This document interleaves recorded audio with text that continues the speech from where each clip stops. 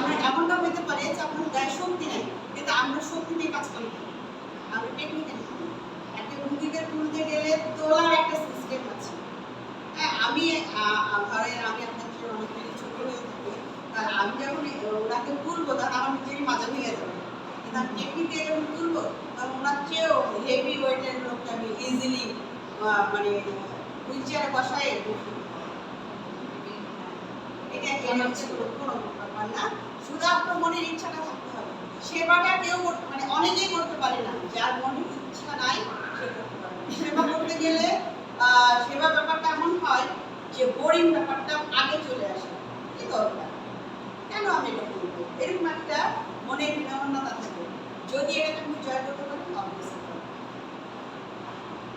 এরা আমার করে লাভটা হচ্ছে ওই যাকে করছি সে ভালো থাকছে, আমি মানে এটা আপনার দুই দিক থেকে কাজ। একটা হলো আপনি